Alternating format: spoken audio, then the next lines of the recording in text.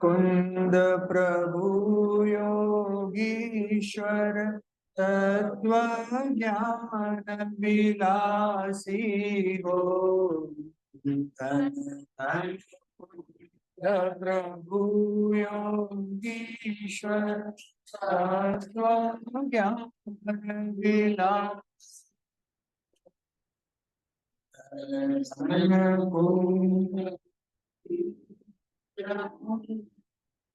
अपनी जिनको भासी हो। दर्शन बोधमयी निज मूर्ति अपनी जिनको भासी हो। त्यागी अन्य समस्त वस्तु में अहम बुद्धि दुखदासी हो। त्यागी वस्तु में अहम बुद्धि दुखदासी हो। धन धन कुंद प्रभु योगीश्वर दासी हो। जिन जिन शुभोपयोग की परिणति सत्ता सहित विनाशी हो। जिन शुभोपयोग की परिणति सत्ता सहित विनाशी हो। कदापि शुभो प्रयोगतो तहाँ वीर काशी हो। कदापि शुभोपयोगतो तहाँ वीर उदासी हो। धन धन कुंद प्रभु योगीश्वर तत्व ज्ञान विलासी हो। चेदत जे अनादि दुखदायक दुविध बंध की फांसी हो। छेदत जे अनादि दुखदायक दुविध बंध की फांसी हो। मोह क्षोभ बिन जिनकी परिणति विमल मयंक कलासी हो। क्षोभ बिन जिनकी परिणति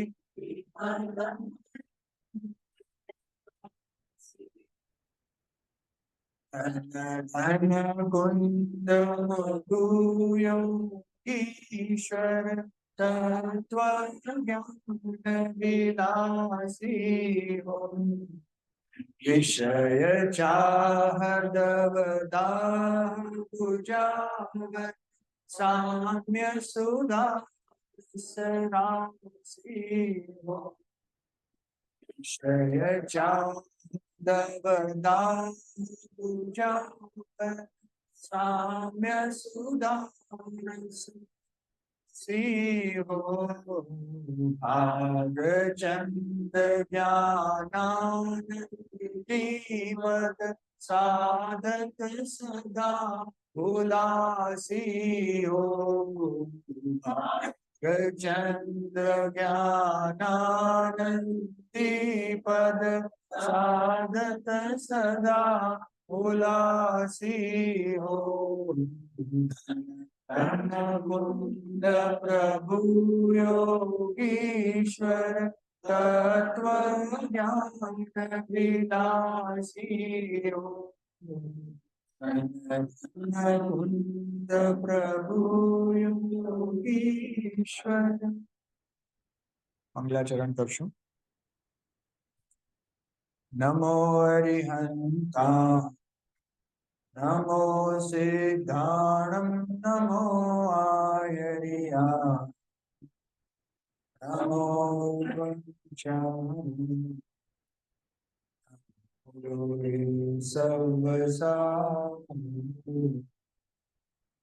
મંગલમ ભગવાન વીરો મંગલમ ગૌતમ મંગલમ કુંદ કુંડાલકો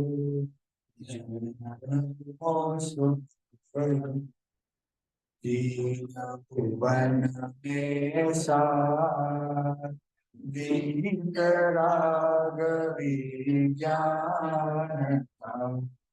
શિવ સ્વરૂપ શિવ નમઃ પ્રિયો સંહારી. પર્વાધિરાજ 10 દક્ષિણી આજે 9મો દિવસ છે. ઉત્તમ આકિંચન્ય ધર્મનો દિવસ છે. આપણે સવારના વાત કરી હતી પરિગ્રહથી રહિત એવા ઉત્તમ આકિંચન્ય ધર્મને મુનિરાજ નિરંતર પાળે છે, એનું અનુભવન નિરંતર કરે છે. ખરેખર એવા ધર્મને મુનિરાજ ભોગવે છે, કેમ કે ધર્મ તો સુખમય હોય ને, તો એવા નિરંતર સુખને નિરાજ ભોગવે છે. જો આપણે હમણાં જે ભક્તિ કરી ને એને જરા પાછી મૂકજો. મારે આપણે જે ચાલતો વિષય છે એમાં જો આપણે ગઈકાલે આખો સમ્યક દર્શનનો જે પ્રોસેસ છે એ પ્રોસેસ આપણે ગઈકાલે વાત કરી હતી.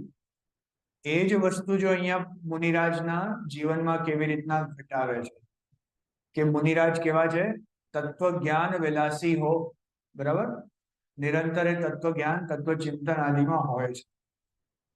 પછી જો પહેલા પદમાં શું લખ્યું, દર્શન બોધમયી નિજ મૂર્તિ. આ દર્શન બોધમય એટલે શું?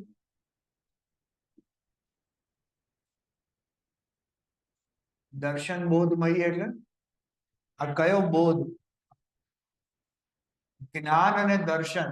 જ્ઞાન અને દર્શન રૂપ જે ચેતના સ્વરૂપ જીવનું છે, એવું ચેતના સ્વરૂપ જે જીવને પોતાને ભાસે છે, अपनी निज को भासी हो त्यागी अन्य समस्त वस्तु में अहम बुद्धि दुखदासी. અન્ય વસ્તુમાં અહમ બુદ્ધિ કેવી છે કે દુઃખ રૂપ છે, દુઃખદાસી છે. અને પોતાના ચેતન સ્વરૂપ આત્મામાં અહમ બુદ્ધિ કેવી છે કે સુખ રૂપ છે. હવે જો સર્વપ્રથમ એ જીવે શું કર્યું કે જેન શુભો અશુભોપયોગ કી પરિણતિ સત્તા સહિત વિનાશી હો, કે જેમણે સર્વપ્રથમ અશુભ ઉપયોગની પરિણતિનો તો નાશ જ કરી નાખ્યો, અને હોય કદાપી શુભોપયોગ તો તહાં ભી રહત ઉદાસી, કે જો એમને શુભ ઉપયોગ ક્યારેક કંઈક છઠ્ઠા ગુણસ્થાનમાં આવે અને થઈ જાય તો એનાથી પણ એ નિરંતર ઉદાસ રહે છે. તો અશુભ તો છે જ નહીં, શુભથી ઉદાસ રહે છે તો કરે છે શું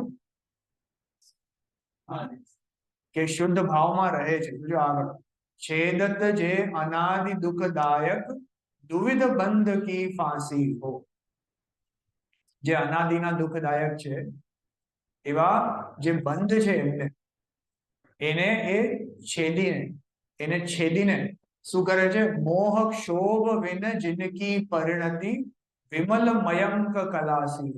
આ કઈ ગાથા છે? મોહ ક્ષોભ વિહીન જે પરિણતિ, પ્રવચન સારની 7મી ગાથા, કે મોહ અને ક્ષોભ રહિત જે જીવની પરિણતિ છે એને જ વિતરાગતા અથવા સમતા ભાવ કહેવામાં આવે છે, અને એ જ ખરેખર ધર્મ છે. તો એવા ધર્મમય પરિણતિ કેવી છે કે વિમલ વિમલ મયંક વિલાસી હો, એ મલ રહિત એવી એમની પરિણતિમાં એ નિરંતર વિલાસ કરે છે. પછી વિષય દાહ વિષય ચાહ દવ દાહ બુઝાવન.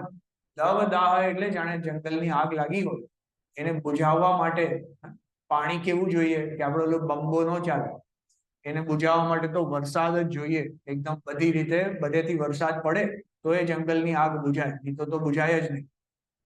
એવી રીતના વિષયોની ચાહ કેવી છે કે કોઈ નાની મોટી આગ નથી, એ જંગલની આગ જેવું છે.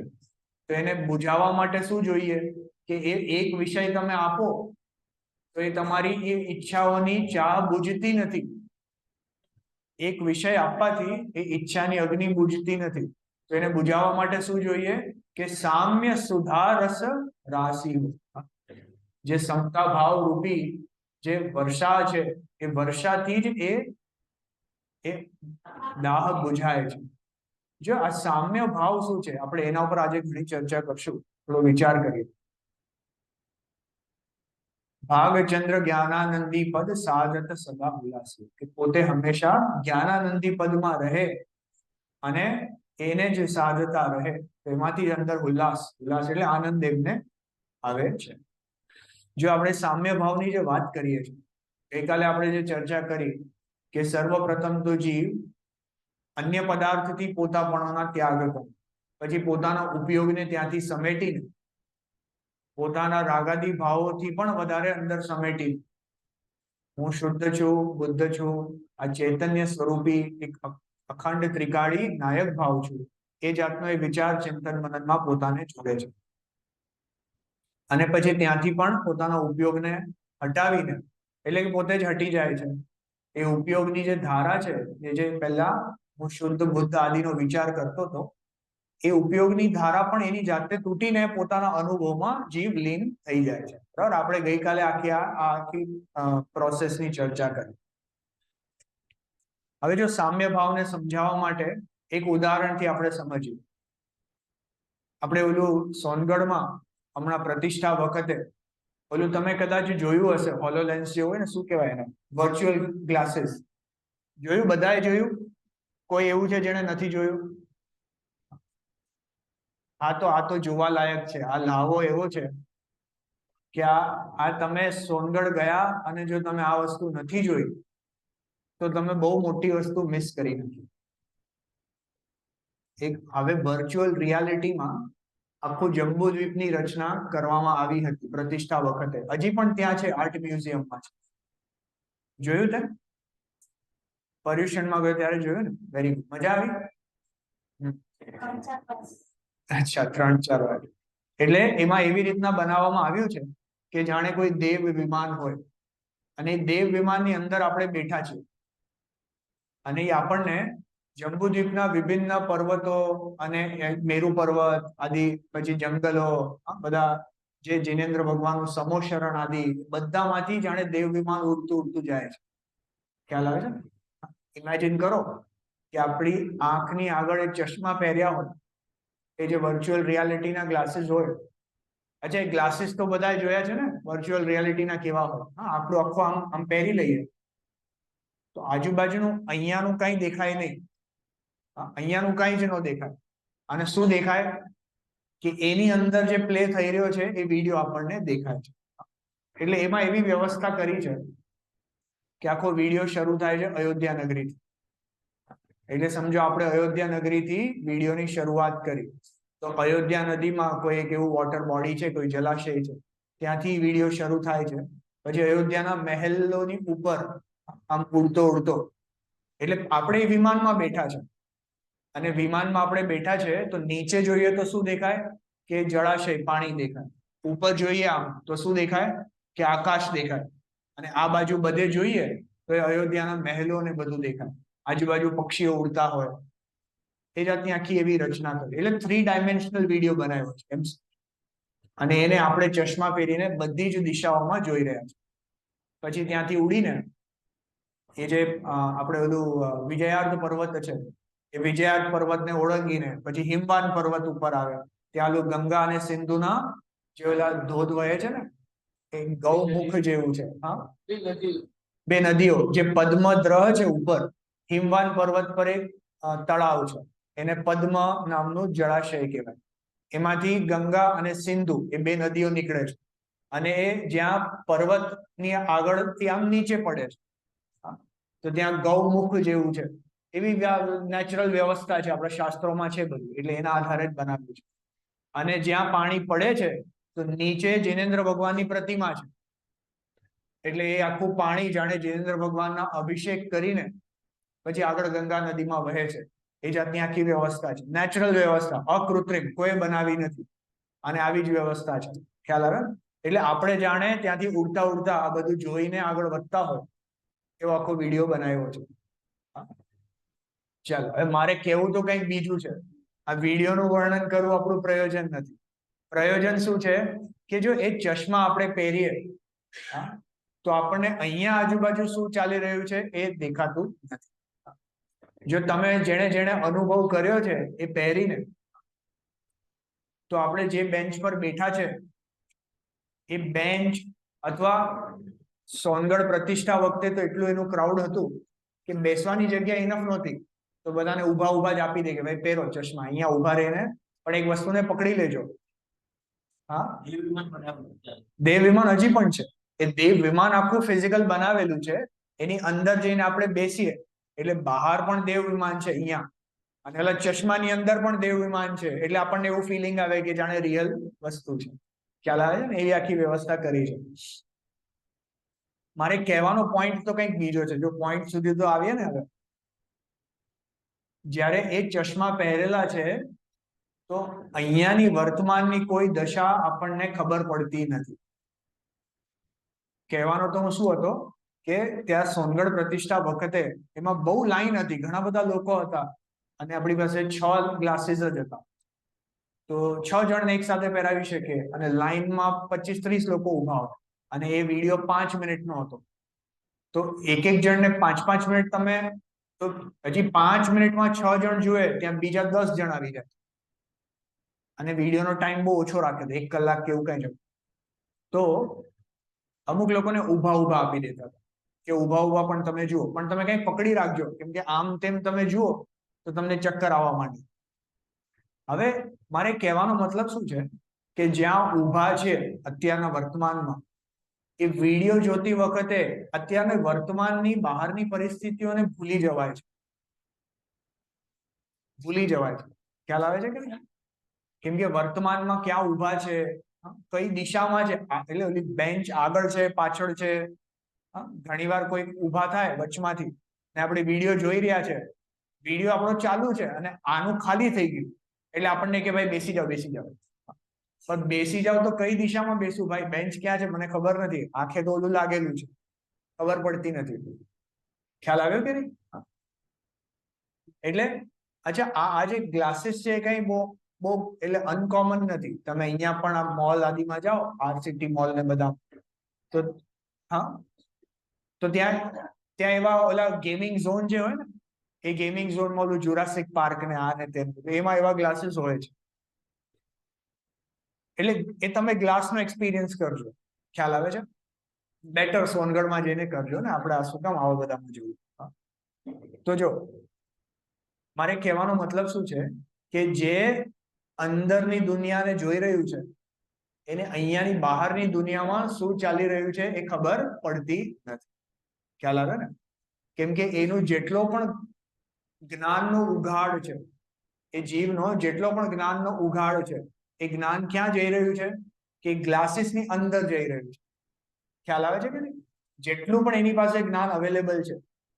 હવે જો એ ગ્લાસીસની એવી વ્યવસ્થા હોય કે એ ગ્લાસમાં થોડાક નાના સ્પીકર્સ પણ હોય, એટલે તમે આમ કાનની બાજુમાં રાખ્યો ને એટલે સંભળાય પણ એ જ.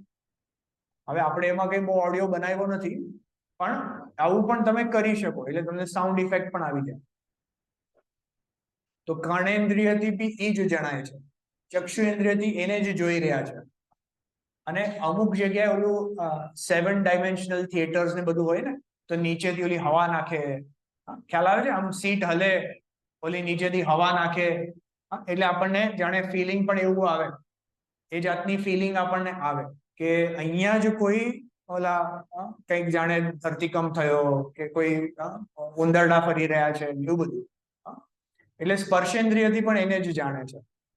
જે વાસ્તવિક દુનિયામાં જ્યાં આપણે રહીએ છીએ એની બધી વસ્તુ ભૂલી જઈએ છીએ, અને શું જાણીએ છે કે ચશ્માની અંદર જે વર્ચ્યુઅલ દુનિયા છે એને જ જાણીએ છીએ.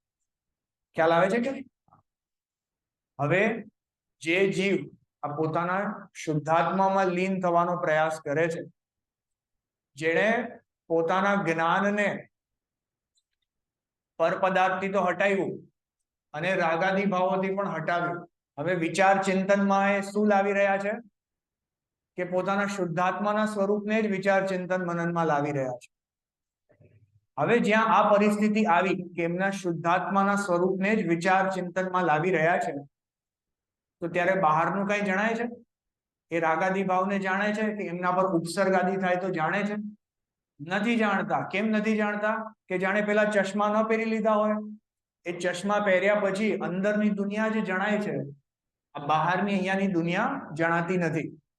એવી જ રીતે એ જે જીવ છે, મુનિરાજ છે, અથવા તો એ સમ્યક તો સન્મુખ જે સમ્યક દ્રષ્ટિ કે કોઈ શ્રાવક છે, જે સમ્યક્તોની જસ્ટ પૂર્વની ભૂમિકામાં છે, એમ સમજો લબ્ધિઓમાં છે. હા, અને એ ભૂમિકામાં એનું ચિંતન એટલું બધું ફોકસ્ડ છે કે એને એ ચિંતનમાં બસ પોતાનો શુદ્ધાત્મા જ જણાઈ રહ્યો છે. એને આજુબાજુનું બીજું કાંઈ જણાતું જ નથી. ખ્યાલ આવે છે ને? આ જ્ઞાનને જે આ બહારની દુનિયાથી હટાવીને જે ઓલી અંદરની દુનિયામાં કેન્દ્રિત કર્યું હતું, એના માટે પેલું સાધન હતું ઓલા ચશ્મા. તો અહીંયા તો એ ચશ્મા વગર જ એ જીવ પોતાના તત્વ વિચાર, તત્વ ચિંતનના બળે એ ક્યાં કેન્દ્રિત થયું છે એનું જ્ઞાન? એ પોતાના શુદ્ધાત્માના વિચાર ચિંતનમાં એ કેન્દ્રિત થયું. હજી વિચારમાં છે. ખ્યાલ આવે ને? હવે વિચારમાં છે ત્યાં તો હજી ભેદ પડે છે કે હું આત્મા, આ મારી જ્ઞાનની પર્યાય, અને હું મારા શુદ્ધાત્માને જાણું છું. જો મારો અને શુદ્ધાત્મા બે વસ્તુ કીધી ત્યાં જ ભેદ પડી છે. ખ્યાલ આવે છે કે નહીં? તો આ ભેદ જ્યાં પડે છે હજી ત્યાં નિર્વિકલ્પ અવસ્થા નથી, અને એમને એ જાતનો આનંદ આવતો નથી. જણાય છે શું? કે હજી પોતાનું ચિંતન એનું આખું કેન્દ્રિત છે પેલા શુદ્ધાત્મા પર. ખ્યાલ આવ્યો કે નહીં? નિશ્ચયના પક્ષમાં કહી શકાય, પણ હજી વિચારરૂપ ભૂમિકા છે, તત્વચિંતન રૂપ એની ભૂમિકા છે. અને આવી તત્વચિંતનની ભૂમિકામાં એમાં ને એમાં જ પુરુષાર્થ કરતા, એમાં ને એમાં જ રહેતા એ તત્વ વિચાર ચિંતન ઓટોમેટિકલી બંધ થઈને એ પોતાનું જ્ઞાન, એ જ્ઞાનની પર્યાય એ પોતાના શુદ્ધાત્માનો અનુભવ સીધો કરી લે છે. એ પોતાના શુદ્ધાત્માનો અનુભવ કરે છે, અને ત્યાં એને જે આત્માનો અનુભવ, એનો આનંદ અંદરથી પ્રગટ થાય છે. ખ્યાલ આવે છે કે નહીં? થોડું કોરિલેશન થાય કે નહીં? એટલે જો આટલું ડિટેલિંગ કે આનું એક્સપ્લેનેશન કરવાનું પ્રયોજન શું છે કે એ શુદ્ધ ઉપયોગની જે દશા છે, એ જે આત્માના અનુભવની જે મોમેન્ટ છે, એ ક્ષણ જે છે, એમાં કઈ જાતનો આનંદ એ મુનિવરો કે એ જીનેન્દ્ર ભગવાન કે સમ્યક દ્રષ્ટિ ધર્માત્મા અનુભવ કરી રહ્યા છે, પેલા આપણને એનું અનુમાન તો આવે. એ અનુમાન આવે તો આપણે એના માટે પ્રયત્ન પણ કરીએ. સમજો એક બાજુ આપણે આઈસ્ક્રીમ ખાઈ રહ્યા છે કે ચોકલેટ ખાઈ રહ્યા છે, તને ભાવતું હોય, એ વસ્તુમાં કઈ જાતનો આનંદ આવે છે, અને પેલી આત્માના અનુભવમાં કઈ જાતનો આનંદ આવે છે. એ બે આનંદ એક જાતના છે કે એની જાત જ જુદી છે? આખી જાત જ જુદી છે. ખ્યાલ આવે ને?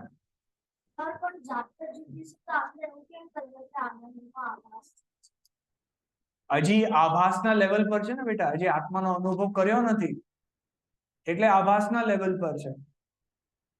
કેમ કે જો આત્મામાં લીન થઈ જાય તો ખરેખરો આનંદ પ્રગટ થાય, અતિન્દ્રિય આનંદ ત્યારે પ્રગટ થાય. પછી તો એવો થયો નથી. અચ્છા, તને શું ભાવે? આઈસ્ક્રીમ ભાવે, ચોકલેટ ભાવે, શું ભાવે?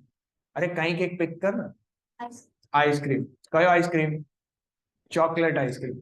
સમજો ચોકલેટ આઈસ્ક્રીમ આપણે ખાતા હોઈએ, ઇમેજિન કરજે, આંખ બંધ કરીને ચોકલેટ આઈસ્ક્રીમ મોઢામાં મૂક્યો અને જીભને સ્પર્શ થયો. જીભને સ્પર્શ થતા જ કેવો સ્વાદ આવ્યો? કે જે ચોકલેટ આઈસ્ક્રીમનો જે પણ પર્ટિક્યુલર બ્રાન્ડનો તને ભાવતો હોય, એનો જેવો સ્વાદ આવતો હોય એવો સ્વાદ આવ્યો ને? હવે એ સ્વાદ લેતી વખતે આપણું જ્ઞાન ક્યાં આગળ ફોકસ્ડ છે? એ સ્વાદ લેતી વખતે તું તારા ક્રિકેટ બોલનો વિચાર કરે છે? તારા સ્કૂલના ભણવાનો વિચાર કરે છે? કઈ વિચાર ન આવે ને એ વખતે. ફોર ધેટ મોમેન્ટ એ જીવને સ્વાદમાં જ એનો આખો ઉપયોગ છે, એને બીજું ત્યાં કાંઈ જણાતું જ નથી. અને સ્વાદની સાથે ત્યાં આનંદ ગુણો રહેલા છે કે કેટલું ઠંડુ છે, પેલું બહુ ઠંડુ હોય તો બરફ જેવું લાગે તો બી મજા ન આવે, અને થોડું ઓછું ઠંડુ હોય અને પેલું મિલ્કશેક જેવું થઈ જાય તો એનો સ્વાદ અલગ થઈ જાય પાછું. એટલે એ તો સ્પર્શ ગુણ થયો, ખ્યાલ આવે ને? રસ એટલે સ્વાદ તો લઈએ જ છે, એની સાથે એક ચોકલેટ આઈસ્ક્રીમ નો એક કંઈક તો એની ફ્લેવર હશે ને, એનો કંઈક તો એક જાતનો સુગંધ આવે. હવે ડાર્ક ચોકલેટ હોય અને મિલ્ક ચોકલેટ હોય તો એના વર્ણમાં જ ફરક પડી જાય ને, એ કલરથી જ આપણને ખબર પડી જાય. તો એ જાતના બધા જ ગુણો ત્યાં રહેલા છે, અને એ મોઢામાં મુકતા ત્યાં એના બધા જ ગુણોનો સ્વાદ એક સાથે આવે છે. પણ ત્યાં આપણે મુખ્યતા કોના તરફ છે કે સ્વાદ તરફ આપણી એના પર મુખ્યતા, એનું ફોકસ છે આપણું. એટલે આપણે એને એન્જોય કરીએ છીએ, જેને આપણે એન્જોયમેન્ટ કહીએ, બરાબર? જો જ્ઞાનનું કોઈ એક વિષય પર ફોકસ થવું અને ત્યાંથી જે આનંદ આવે છે, તો એ વખતે પદાર્થનો આનંદ નથી, એ વખતે ખરેખર એ જ્ઞાનના અનુભવનો આનંદ છે. વેધર એ પદાર્થ એ આઈસ્ક્રીમ છે કે વેધર એ પદાર્થ પોતાનો આત્મા છે, પોતાના આત્માના અનુભવ વખતે પણ એ આત્માનો રસ નથી આવતો, એ પોતાના જ્ઞાનના અનુભવનનો રસ આવે છે. એટલે કે ત્યાં વેદન જે થઈ રહ્યું છે ને, આજે આપણે છદ્મસ્ત જીવની વાત છે, જે હજી કેવળ જ્ઞાની નથી એમની. જે છદ્મસ્ત જીવ છે એનું જ્ઞાન ઉપયોગાત્મક છે, તો એ ઉપયોગાત્મક જ્ઞાન જ્યાં કેન્દ્રિત થયું તો એમાં જે વેદન થયું, એ જે વેદન પ્રત્યક્ષ કહેવાય ને, આત્મા અનુભવ વખતે સમ્યક દ્રષ્ટિને વેદન પ્રત્યક્ષ છે. વેદન પ્રત્યક્ષ એટલે આત્મા જેવો છે એનું અનુભવન એ જ્ઞાનમાં જણાયું, એ જ્ઞાનને આપણે જાણીએ છીએ, એટલે આપણને એનો સ્વાદ આવે છે. એક બાજુ એ આઈસ્ક્રીમનો સ્વાદ આવ્યો, કેટલી વાર રહેશે? 2-5 સેકન્ડ, એના પછી તો અંદર, પછી ખતમ. પછી સ્વાદ રહેતો નથી. અચ્છા, એનો આફ્ટર ટેસ્ટ પણ આપણને ક્યારેક ભાવે, ક્યારેક નો ભાવે. તો પછી આપણને જે એનો સુખ હતું એ ક્યાં ગયું? એ તો જે 2 મિનિટ 2 સેકન્ડ સુધી જે આપણા મોઢા પર હતું, જીભ ઉપર, એટલી વાર માટે જ આપણે એને ભોગવ્યું. એટલે જો એ સુખ પરાધીન છે, એ સુખ પરાધીન છે, એ સુખ ક્ષણિક છે, એ પરમનન્ટ નથી, પર વસ્તુ પર આધીન છે. અને એમાં પણ આપણું જો એ સમયે જ્ઞાનનો ઉપયોગ કોઈ અન્ય વસ્તુ પર વયો જાય તો એના પર રહેતો નથી, તો ત્યારે સ્વાદ આવતો નથી. એટલે આ સુખ ઘણા કન્સ્ટ્રેન્ટ વાળું છે, એટલે એ સુખ નથી, સુખનો આભાસ. જ્યારે કે આત્માનું સુખ કેવું છે કે જ્યારે જોઈએ ત્યારે આત્મા અવેલેબલ છે, સ્વાધીન છે. જેટલી આપણે સ્થિરતા કરીએ એટલા કાળ સુધી એ અનુભવ રહી શકે છે, અને એ પરમનન્ટ છે. એકવાર આત્મામાં લીન થઈ જવાય એમાંથી બહાર આવવાની જરૂરત પડતી નથી, જીવ હંમેશા માટે એમાં આત્મામાં લીન રહી શકે. ખ્યાલ આવે ને? એટલે એ ખરેખર સાચું વાસ્તવિક સુખ છે. એટલે જો આ વાસ્તવિક જે આત્માના અનુભવનું સુખ, એની ક્ષણ જે છે એ વખતે કઈ જાતની પરિસ્થિતિ બને છે એની આપણે થોડીક ચર્ચા કરી. જો શાસ્ત્રના આધારે પણ આપણે જોઈએ, ત્યાં હમણાં જ પૂજ્ય ગુરુદેવજીના પ્રવચનમાં આપણે સાંભળ્યું ને, 8મી ગાથાનો પાછો ઉત્તરાર્ધ એમણે ફરીથી લીધો. તો ગુણ ગુણી જ્ઞાતા જ્ઞાન આદિનો ત્યાં કોઈ ભેદ રહેતો નથી. આત્મા એ જ, આત્મામાં જ, આત્માથી જ, આત્મા વડે જ એનો અનુભવ કર્યો. ખ્યાલ આવે કે? પછી જો આપણે નેક્સ્ટ 9મી ગાથા પણ ગઈકાલે જોઈ લીધી હતી, એમાં આપણે જોયું કે ત્યાં કોઈ ધ્યાન ધ્યાતા ધ્યેયનો વિકલ્પ ઉત્પન્ન થતો નથી. જો જેવી રીતના પેલા વર્ચ્યુઅલ ગ્લાસીસ આપણે પહેર્યા હતા અને આપણે એ વસ્તુઓને જોઈ રહ્યા છે, તો આપણે જ્યારે જોવામાં એટલા મશગુલ હોઈએ ને, જો સપોઝ આપણે એમાં એટલા એનગ્રોસ છીએ, તો ત્યારે હું જાણું છું, મારા જ્ઞાનથી જાણું છું, એવા કોઈ ભેદ રહેતા નથી. ખાલી ઓલા પદાર્થ ઉપર જ આપણું આખું પૂરેપૂરું ધ્યાન હોય છે. આપણું પૂરેપૂરું ધ્યાન સામેના પદાર્થ ઉપર હોય છે કે પદાર્થને આપણે જાણીએ. જો આવું પર વસ્તુને જાણવામાં પણ થઈ શકે, તો અહીંયા તો એ જે પદાર્થને જાણીએ છીએ એ આપણો શુદ્ધાત્મા છે. એ પરમ પારિણામિક રૂપ, જે ત્રિકાળી ધ્રુવ, એ આપણી વસ્તુ છે. જાણનાર કોણ છે? કે એ હું જ, પણ એ જ્ઞાનની પર્યાય છે. એ જે એ સમયની એક સમયની પર્યાય એ ત્રિકાળી ધ્રુવને જાણે છે, અને એ જ્ઞાનની ક્રિયા એ પણ પર્યાય જ છે. તો જાણનાર બી પર્યાય, એ જાણવાની ક્રિયા પણ પર્યાય, અને જેને જાણે છે એ પદાર્થ એ ત્રિકાળી ધ્રુવ છે. હવે આપણું ધ્યાન ક્યાં હોય છે કે જાણવા વાળા પદાર્થ ઉપર. એટલે એ જ્ઞાનની પર્યાય પોતાને કઈ રીતે જુએ છે કે હું ધ્રુવ છું, એ રીતે જુએ છે. ખ્યાલ આવે છે? જે આત્માના અનુભવ વખતની જે સ્થિરતા છે, જે એનો જે આનંદ છે, એ ત્યારે જ આવે જ્યારે પર્યાય પોતાનું અસ્તિત્વ ભૂલી જાય અને પોતાને ધ્રુવ તરીકે માને, ત્યારે જ એને આનંદ, એ ત્યારે જ સ્થિરતા થઈ શકે છે. ખ્યાલ આવે છે કે એને ખાલી કરી નાખ્યું છે.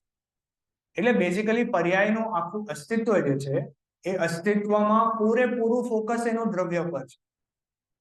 એ જ્ઞાનની પર્યાય એ વખતનો જે ઉપયોગ છે એ ઉપયોગમાં બેપણું નથી. કોઈ અન્ય પદાર્થને જાણે છે અને ત્રિકાળીને જાણે છે, એ જાતનું બેપણું ત્યાં નથી. પોતાની જાતને જાણે છે અને ત્રિકાળીને જાણે છે એમ પણ નથી. પૂરેપૂરું કોને જાણે છે કે ત્રિકાળીને જ જાણે છે. એટલે ત્યાં ધ્યાન, ધ્યાતા, ધ્યેય એવા કોઈ વિકલ્પ રહેતા નથી. ત્યાં કોઈ વચન ભેદ નથી. આ વસ્તુ કહી શકાતી નથી. આપણે તો અમુક શબ્દથી એનું એક થોડુંક આજુબાજુની વસ્તુનું વર્ણન કરવાની કોશિશ કરી, પણ એ અનુભવ કેવો હોય છે એ કહી શકાય નહીં. પૂજ્ય ગુરુદેવ શ્રી ઘણી વાર પ્રવચનમાં કહે કે ભાઈ ઘીનો સ્વાદ કેવો, તો જે ચાખીને અનુભવ થાય તેવો, એ કહી શકાય એવું નથી. તો જો ત્યાં કોઈ વચન ભેદ રહેતો નથી, ત્યાં ચિદભાવ કરતા ચિદભાવ કર્મ, ચિદેશ કરતા ચેતના ક્રિયા, એવા જાતના પણ ત્યાં ભેદ નથી. એ ત્રણ જે વસ્તુ છે કે એક ચેતન જે જાણનાર છે, એ ચેતના જે જ્ઞાનની પર્યાય છે, અને જે ચિદ ભાવ જેને જાણી રહ્યા છે, તો ત્યાં એવા ત્રણ ભેદ નથી. એ એક જ આખું થઈ ગયું છે.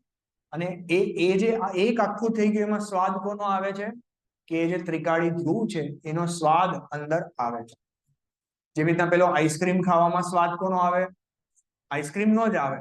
ત્યાં આ જીભ છે, આ જ્ઞાન છે, એ બધામાં ભેદ પડતા નથી. ત્યાં એવું કોઈ વિકલ્પ આપણને ન આવે. આપણું જ્ઞાન પૂરેપૂરું શેના પર ફોકસ છે?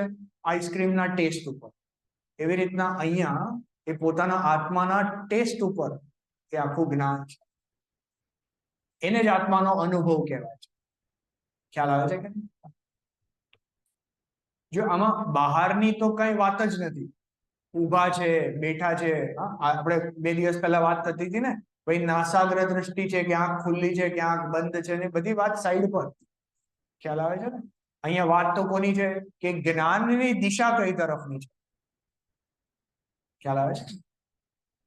તો જો આપણે આ 9 ગાથા સુધી ગઈકાલે ચર્ચા આપણે કરી હતી. આપણે આજે 10મી ગાથા થોડી જોઈએ છે. આપણો આજે ગોલ છે કે આપણે આ પૂરી 6ઠ્ઠી ડાળ આજે પૂરી કરવી છે. પણ આપણે મુખ્ય રીતે તો 10મી અને 11મી ગાથાની શરૂઆતનો ભાગ જોશું. બાકીની અર્યંત સિદ્ધ દશાની જે વર્ણન છે એ આપણે થોડુંક ફાસ્ટ લઈ લઈશું. અત્યારે આપણે મુનિરાજની ચર્ચા કરીએ છીએ. તો જો 10મી ગાથાનો પાઠ કરીએ.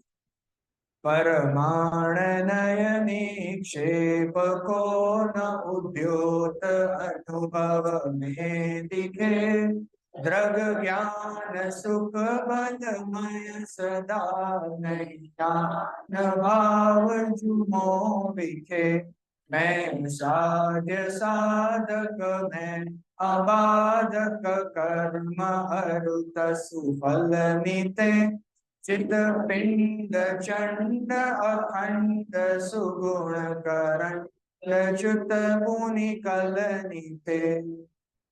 જો એ સ્વરૂપાચરણનું લક્ષણ અને નિર્વિકલ્પ ધ્યાન, આ આપણું ગાથાનું ટાઇટલ છે. તો એ જે સ્વરૂપાચરણ ચારિત્ર જે છે, સ્વરૂપાચરણ ચારિત્ર એટલે જે આ આત્માના અનુભવની ક્ષણ, જેની હમણાં જ આપણે વાત કરી તે, તો એનું લક્ષણ કેવું છે? એટલે કે એ જે પર્યાય છે એ કેવી હોય છે, એને કેવી રીતના જાણવી કે હા જો આ સ્વરૂપાચરણ છે. હા, જો ઘણાને પ્રશ્ન હોય કે આપણને સમ્યક દર્શન થયું, ખબર કેવી રીતે પડે? એ જે પોતાના આત્માનો અનુભવ કર્યો અને ત્યાંથી જે અંદરથી જે આનંદની લહેર ઉઠીને, અંદર જે આનંદનો અનુભવ થયો, અને એ આનંદના અનુભવ થયા પછી એટલો દ્રઢ વિશ્વાસ બેસી ગયો ત્યારે આ જે આનંદ થયો ને, બસ એ પદાર્થ છે. અને એના પછી આ શરીર એ અહીંયા છે તો પણ એ પર પદાર્થ જેવું ભાસે છે. ખ્યાલ આવે છે ને? એ પર પદાર્થ જેવું ભાસે છે. એ જે બેપણું આખું જુદાપણું થઈ ગયું એ લક્ષણ છે સમ્યક દર્શન. જે જાતનો સમજો આપણે કોઈક એવી કંઈક નવી જાતની મીઠાઈ હોય જે આપણે ક્યારેક ખાધી છે, કોઈક અન્ય દેશની કોઈક મીઠાઈ, વોટેવર XYZ નામ છે, ખ્યાલ આવે? હવે તમને ખ્યાલ જ નથી કેવી છે, તમે ક્યારે ખાધી નથી. હવે સમજો આપણે એનું વર્ણન કર્યું કે કેવી હોય, તો ઇમેજિન કરો કે આપણે પાત્રા કેવા હોય. I am just making it up, completely imaginary. Imagine કરો આપણે પાત્રા બનાવીએ તો કેવું હોય કે પેલું પાન હોય એની ઉપર કંઈક મસાલો કરીએ, પછી આમ રોલ કરીએ અને કટ કરીએ તો કેવું દેખાય? પેલું કોન્સેન્ટ્રિક જેવું દેખાય ને. બસ આજે કોન્સેન્ટ્રિક જેવું દેખાય ને એક્સટર્નલ અપિયરન્સમાં એવી હોય. એ જે અનનોન મીઠાઈ છે એ કેવી હોય કે એક્સટર્નલ અપિયરન્સમાં આમ સ્પાઇરલ જેવું દેખાય ને એના જેવી હોય. અચ્છા, હવે તમને તો મીઠાઈ ખબર જ નથી ને, પણ તોય તમારા જ્ઞાનમાં એક ઇમેજ બની ગયું કે નહીં કે જો ઓલું સ્પાઇરલ જેવી કંઈક છે. હવે હજી આગળ વધીએ. પછી ટેક્સચર કેવું હોય? જો અલગ અલગ જાતનું હોઈ શકે. આપણે માવાના પેંડા હોય તો કેવા હોય કે મિલ્ક બેઝડ હોય પણ આમ ડ્રાય હોય, આમ ડ્રાય હોય. પણ એવું નથી તો કેવું છે? બીજું જો એવું હોઈ શકે કે જલેબી કેવી હોય, તો જલેબીમાં આમ થોડું રસ બસતું હોય ને, કે આમ જાણે આમ એને ટચ કરે તો ચાસણી છૂટતી હોય, એના જેવું હોય. હા, તો એના જેવી ઓલી મીઠાઈ છે. હવે આપણે શું થયું કે પેલું ઓલું સ્પાઇરલ તો બન્યું હતું અને એની અંદર આ ટેક્સચર એડ થઈ ગયું આપણી ઇમેજિનેશન. ખ્યાલ આવ્યો કે નહીં? હા, એ ઇમેજિનેશનમાં એડ થઈ ગયું. એવી રીતના એક એક વસ્તુનું જે વર્ણન આપણે સાંભળીએ તો શું થાય છે કે ઓલી આપણી ઇમેજિનેશનમાં એડ થતું જાય છે. અચ્છા, હવે એનો સ્વાદ કેવો છે? ઇમેજિન કરો કે આપણે સમજો ચાસણીમાં બનાવેલું છે અને એને ગરમ ખાવું જોઈએ, એટલે ગુલાબજાંબુ કેવું હોય એના જેવું થોડુંક. એટલે ઓલી જે મીઠાઈ છે આ જે કોન્સેન્ટ્રિક છે અને આમ રસ બસતી છે અને એને તમે થોડુંક ગરમ કરીને આમ થાળીમાં પીરશો અને આમ જરાક આપણે આમ સ્પૂનથી ખાઈએ અને એમાંથી આમ થોડી હલકી વરાળ નીકળવી જોઈએ. એને આમ ચમચીથી લઈએ ને તો અંદર કટ કરતા આમ થોડીક વરાળ નીકળે એવું એનું ટેક્સચર હોવું જોઈએ. અને પછી એને ટેસ્ટ કરીએ તો કેના જેવું લાગે કે it is somewhere in between jalebi and gulab jam. ખ્યાલ આવ્યો કે નહીં? હવે જો આપણે જ્ઞાનમાં ઓલા ઇમેજમાં એના રસનું, એના ટેક્સચરનું, એના ટેમ્પરેચરનું બધાનું ઇમેજ બનતું જાય છે કે જો આ વસ્તુ આપણે ક્યારે ખાધી જ નથી, છે જ નહીં તો ક્યાંથી? એટલે પણ કહેવાનો મતલબ શું છે કે આ કોઈક નવી જાતની વસ્તુ છે જે આપણે ક્યારે જાણી નથી, ક્યારે અનુભવ કર્યો નથી, ક્યારે એનો સ્વાદ ચાખ્યો નથી, કશું ખબર નથી, પણ આપણે એના વિશે ઘણું સાંભળ્યું છે અને એનાથી આપણે એક ઇમેજિનેશન બનાવ્યું. હવે સમજો દુકાનમાં ગયા અને આમ પ્લેટમાં એવી કોઈ વસ્તુ દેખાય તો આપણે શું કરીએ? જે આપણા ઇમેજિનેશનમાં છે એને અને આને જોઈને પહેલા કોરિલેટ કરીએ છીએ, જોઈને મિલાન કરીએ છીએ કે આ તો ઓલું જ દેખાય છે, ઓલું XYZ જે મીઠાઈ છે એ જ દેખાય છે અને આનો રસ આવો હોવો જોઈએ. આપણને ખ્યાલ છે એનો રસ કેવો હોવો જોઈએ, વિકલ્પમાં ખ્યાલ છે, ચાખ્યો નથી ક્યારે. અચ્છા, હવે સમજો હજી ચાખીએ નહીં અને દુકાનમાંથી પાછા એમને આવી જઈએ તો એકચ્યુઅલ વાસ્તવિક રસ એનો ખ્યાલમાં આવે કે ન આવે? નો આવે ને. આ તો ખાલી ઇમેજિનેશન આપણે કરીને રાખ્યું છે. ખ્યાલ આવે ને? ત્યાં સુધી ગયા, એને જોયું પણ પાછા આવી, અનુભવ્યું નહીં. અને સમજો બીજી વાર જઈએ, આંખ બંધ કરીને ગયા, કંઈક આપણને સરપ્રાઈઝ આપવા માટે, સમજો આપણે ઘરે આવ્યા, આપણે કંઈક પટ્ટી બટ્ટી બાંધી છે વોટેવર અને આપણા હાથમાં આપી દીધું કે આને ચાખો તો ખરા, આ કંઈક નવી વસ્તુ હું લાવ્યો છું. અને આ ચાખીએ, અરે આ તો ઓલું જ છે. ખ્યાલ આવે છે કે નહીં? હા, એનો જ્યાં સ્વાદ ચાખ્યો ત્યાં એને શું થયું એને ભાવ ભાષણ થયું કે જો આ તો જેના વિશે મેં આટલું વાંચ્યું હતું, આટલું સાંભળ્યું હતું, આ તો એ જ છે, જેના વિશે હું આટલું વાંચીને આવ્યો હતો, એ વસ્તુ ને આ વસ્તુમાં કોઈ જ અંતર નથી, આ તો એ જ છે. એક સ્વાનુભવ પ્રમાણ થયું, અનુભવથી પ્રમાણિત થયું, બરાબર. એવી જ રીતે પોતાના આત્માને ક્યારે જાણ્યો નથી, ક્યારે જોયો નથી, ક્યારે એના વિશે કઈ સાંભળ્યું નથી. આ તો પહેલી વાર આ શાસ્ત્રમાંથી કંઈક ખબર પડી કે જો અમૂર્તિક હોય છે, દેખાતો નથી. એટલે પહેલા આપણે આંખેથી ગોતીને ફાંફા મારતા હતા, પછી ખબર પડી કે આ તો કઈ દેખાશે નહીં, આ તો અમૂર્તિક છે. પછી શું ખબર પડી? શરીર પ્રમાણ છે, એટલે જેવો શરીરનો આકાર છે એવો જ આનો આકાર છે. એટલે આપણા જ્ઞાનમાં શું થયું? એક આમ મૂર્તિ આકારની બની ગઈ. પણ કેવી છે આકારની મૂર્તિ? આ જેવો શરીરનો કલર છે એવી નથી, એ અદ્રશ્ય છે, કંઈક તો છે. પછી એમાં આપણે શું બીજું એડ કર્યું કે જો એને જાણવાની શક્તિ હોય છે, જો એનામાં આવી રીતના માનવાની શક્તિ છે, જો એનામાં આવી રીતના સ્થિર થવાની શક્તિ છે, જો આ ત્રિકાળી વસ્તુ છે, જો એનામાં ક્ષણિક અંશ પણ છે, પણ એને આ ત્રિકાળી જે સત્તા છે, એ ત્રિકાળી સત્તા દ્રષ્ટિનો વિષય છે. ખ્યાલ આવે ને? આ બધી વસ્તુ આપણે તત્વજ્ઞાનના બળે ઓલા ઇમેજિનેશનમાં એડ કરતા ગયા. એડ કર્યો કે નહીં? હવે જો શાસ્ત્રમાંથી એમ વાંચ્યું હતું કે એ જે સત્તા છે એનામાં જાણવાની, દેખવાની, સુખ દુઃખનો અનુભવ કરવાની શક્તિ છે, એવું આપણે શાસ્ત્રમાંથી વાંચ્યું, એવું આપણે ઇમેજિનેશન ઊભું કર્યું. અરે પણ આ તો આ બાજુ મને એવો અનુભવ થઈ જ રહ્યો છે કે નહીં, હજુ હું જાણું છું. એટલે હું એટલે જો આજુ અહીંયા કંઈક સત્તા છે જે જાણે છે, આજુ અહીંયા કંઈક સત્તા છે જે સુખ દુઃખનો અનુભવ બી કરે છે. આમાં કીધું છે કે એ સત્તા એ હું છું, અને એવું તો મને અનુભવમાં આવી રહ્યું છે, એટલે આ જ હું હોવો જોઈએ, આ જ આત્મા છે. ખ્યાલ આવે ને? એવું પહેલા આપણને વિકલ્પાત્મક ખ્યાલ આવે. પછી એમાંથી દ્રષ્ટિનો વિષય, ત્યારે એ ત્રિકાળી ધ્રુવ જે છે એમાં સ્થિર થવાથી અંદરથી આનંદ આવે છે. એટલે જે વસ્તુને આપણે અહીંયા અનુભવ કરી રહ્યા છે, અનુભવ એટલે જે આપણે ડે ટુ ડે દરેક પર્યાયનો ઉપયોગમાં જે પકડાય છે ને, એ ઉપયોગમાં પકડાતી આત્માની સત્તા, એમાં હવે આપણે ત્રિકાળી કેવો હશે એનું અનુમાન કરવા માંડીએ છીએ. એમાં આત્માનો અનુભવ કેવો હશે એનું અનુમાન કરવા માંડીએ. એટલે એનું એક ઇમેજિનેશન ઊભું કર્યું, અને બીજી બાજુ આપણા જે વિચારો છે એ વિચારોને એ ત્રિકાળીના વિચારમાં કેન્દ્રિત કરવા માટે આ બાજુ આપણું જે ઇમેજિનેશન છે વધારે ને વધારે રિફાઇન થતું ગયું. પહેલા પોતાને જે પેલા રાગાદી ભાવરૂપ માનતો હતો, એ ના એ હું નથી, એ તો એ પર્યાય છે, બરાબર છે, મારામાં થાય છે, પણ એ હું નથી એમ કરીને એને સાઈડ પર કરતા ગયું. ખ્યાલ આવે છે ને?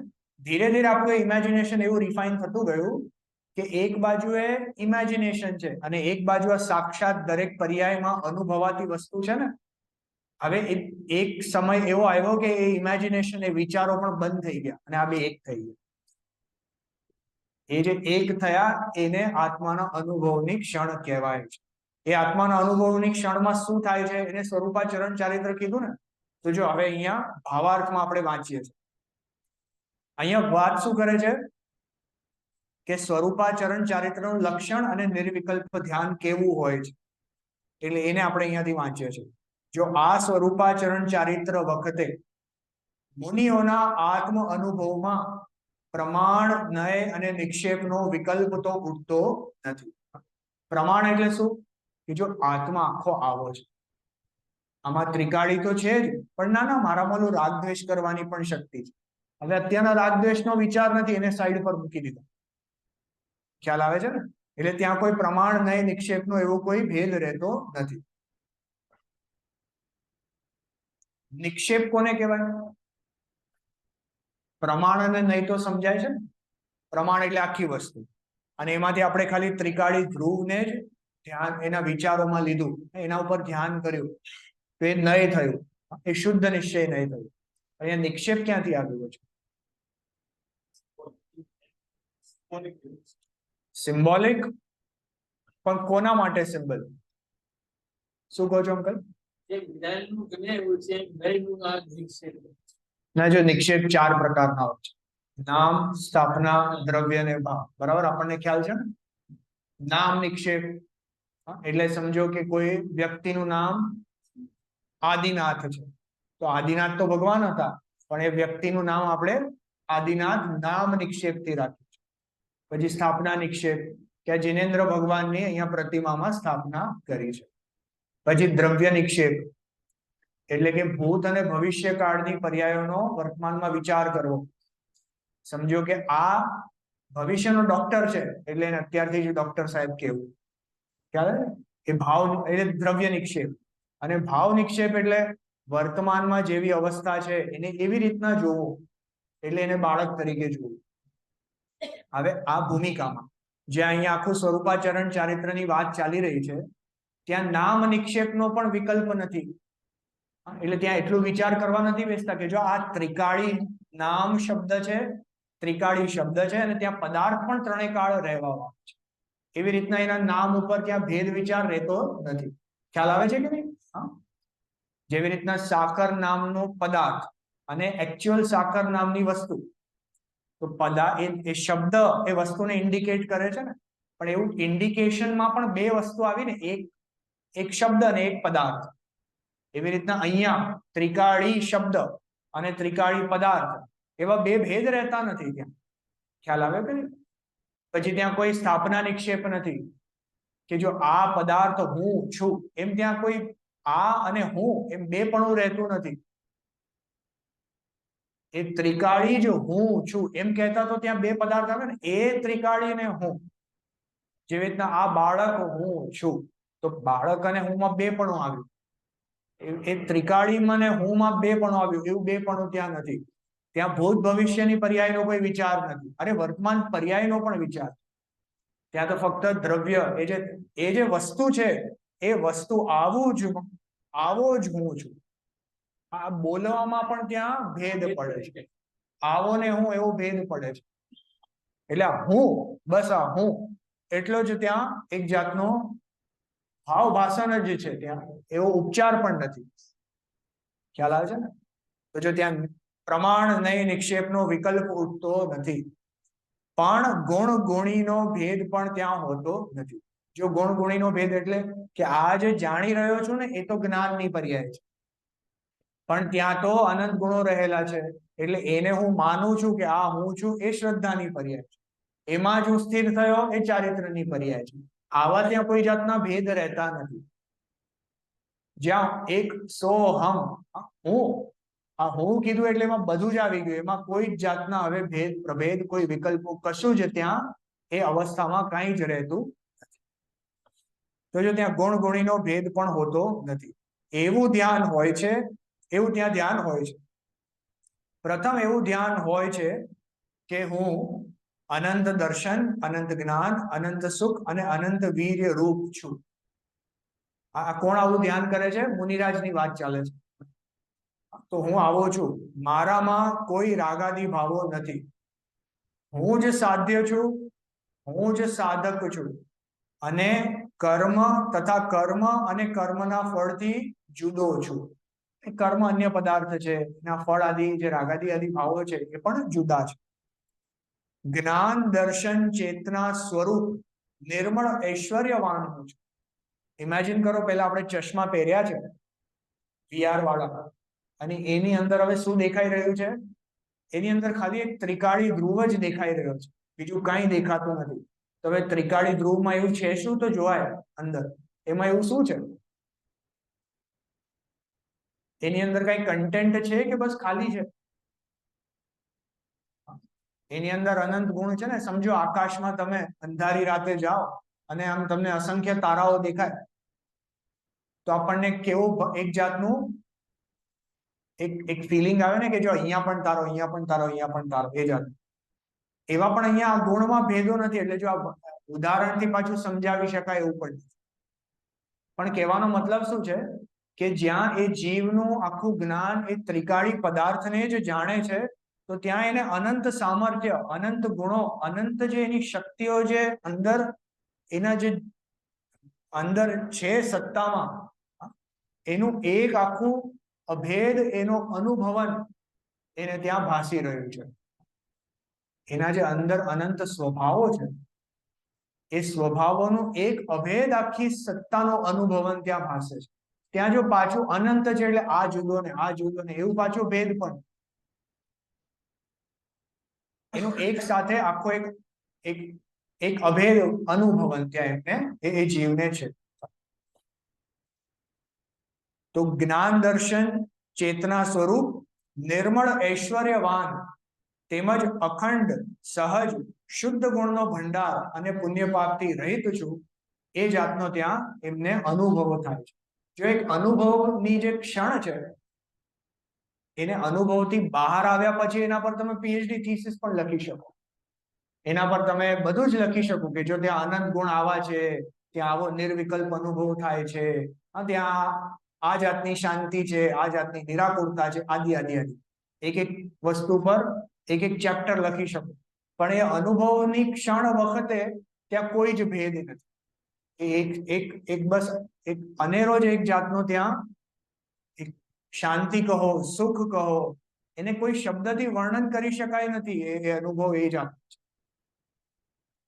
હવે સુખ કહેતા આપણને શું બહારના પદાર્થોનું જે એક આભાસ સ્વરૂપ જે ઇન્દ્રિય સુખ છે ત્યાં આપણી નજર વહી જાય છે. એટલે એને શાંતિથી સમજાવવું પડે, કેમ કે ત્યાં નિર્વિકલ્પતા છે. તો જો એ શાંતિ પણ એકદમ એક્ઝેક્ટ વર્ડ નથી, કેમ કે આપણે પછી બહારની શાંતિનો અનુભવ કરવા માટે એને પ્રકાશથી સમજાવવામાં આવે છે. કેમ કે અંદર ચૈતન્ય એનો જે કામ જાણે આમ આખો ઉઘાડ આખો એક જાતનો અનુભવ તો પ્રકાશ નથી, પણ લોકો એને લાઇટના પ્રકાશની સાથે કમ્પેર કરવામાં, એટલે જ્યાં બહારના પદાર્થોની સાથે એની કમ્પેરિઝન કરવામાં આવે તો એ અનુભૂતિના એ જે ફિલિંગને વર્ણન કરી શકાતું નથી. એટલે કોઈ પણ શબ્દ એના માટે અપ્રોપ્રિએટ નથી. શાંતિ કહો, સુખ કહો, નિરાકુરતા કહો, એક જાતનો ઐશ્વર્ય કહો, પ્રકાશ કહો, એ સુખ એ એક શબ્દ એને એ અનુભવની ક્ષણને વર્ણન કરી શકતા નથી. પણ ત્યાં એ જાતનું આ જે લખે છે ને અહીંયા કે પુણ્ય પાપ રહિત છે, સહજ શુદ્ધ ગુણનો ભંડાર છે, એવા અનેક વિશેષણોથી એ અનુભવની ક્ષણનું એ પદાર્થનું એ ત્રિકાળી વસ્તુનું વર્ણન કરીશ. જો અનુભવની ક્ષણ કહો કે ત્રિકાળી પદાર્થ કહો, એ વસ્તુ બે જુદી હોવા છતાં અનુભવની ક્ષણ પર્યાય છે અને ત્રિકાળી વસ્તુ તે દ્રવ્ય છે, પણ એ પર્યાયમાં દ્રવ્ય જ જણાય છે એટલે જાણે બે એક જ છે. એ જાતનું ત્યાં ભાવ ભાષણ છે. એટલે અનુભવની ક્ષણ કહો કે ત્રિકાળી વસ્તુ આવી છે એમ કહો, બધું એક જ છે. ખ્યાલ આવે છે કે એક જ છે. અનુભવ કહો કે આત્મા એક જ.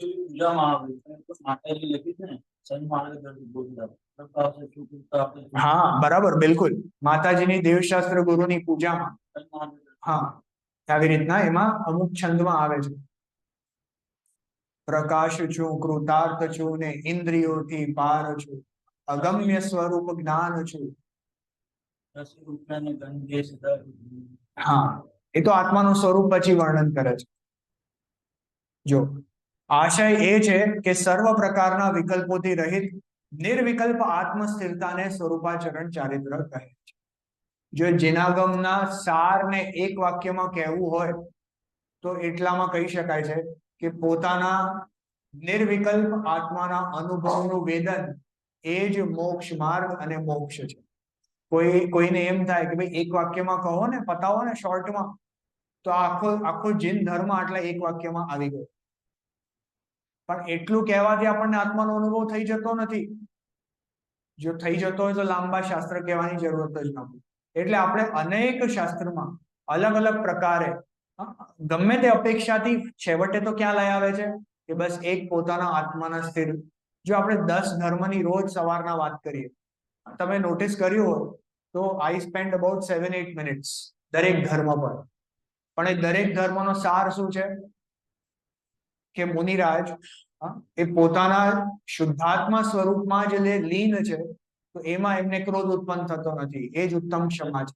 એમાં એમને માન કશાય થતો નથી, એ જ ઉત્તમ માર્દવ છે.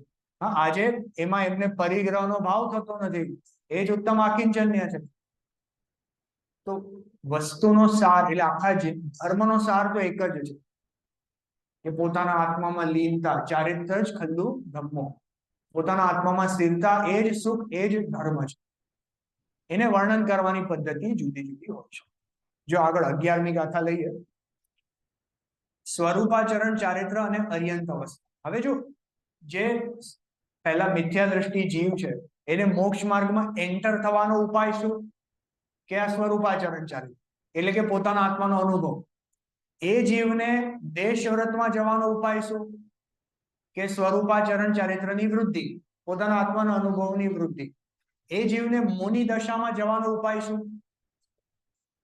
કે પોતાના આત્માના એ અનુભવની ઉગ્રતા. ખ્યાલ આવ્યો ને? અચ્છા, હવે એ જીવને અર્યંત પદ પ્રાપ્ત કરવા માટેનો ઉપાય શું? કે એ નિરંતર પોતાના આત્માના અનુભવમાં રહેવું. એ જ એટલે એક આત્માનો અનુભવ સિવાય એકે કાર્ય કરવા યોગ્ય જ નથી. ખ્યાલ આવે છે ને? બીજું કઈ કરવા માટે બચ્યું જ નહીં તો કરે શું? તો જો અહીંયા એ જ કે છે, સ્વરૂપાચરણ ચારિત્ર થી અર્યંત દશા, એમ કે છે. ગાથા પાઠ કરીએ. યો ચિંત્ય નિજ में थिर भय तिन अकथ जो आनंद लयो सो इंद्र नाग नरेंद्र वामेंद्र के नाही कयो तब ही शुक्ल ध्यानाग्नि करी चौघाती विधि कानन लयो सब लख्यो केवल ज्ञान करी भविलोक को शिव मग करो. जो यो चिंत्य निज में थिर भये तिन अकथ जो आनंद लयो. આવો વિચાર કરીને, આવો વિચાર એટલે કે આજે તત્વનું વર્ણન જે કર્યું આગળની ગાથાઓમાં, એવો પોતાના શુદ્ધાત્માનો વિચાર કરીને એ શુદ્ધાત્માના સ્વરૂપમાં જ જ્યાં લીન થયા, સ્થિર ભયે, નિજ મેં સ્થિર ભયે, યો ચિંત્ય નિજ મેં સ્થિર ભયે તિન અકથ જો આનંદ લયો. એમને પોતાના આત્માના અનુભવમાં કેવો આનંદ આવ્યો? કંઈક અકથ આનંદ આવ્યો. બોલ બેટા, તને કેમાં આનંદ આવે? કેમાં તને હેપીનેસ લાગે?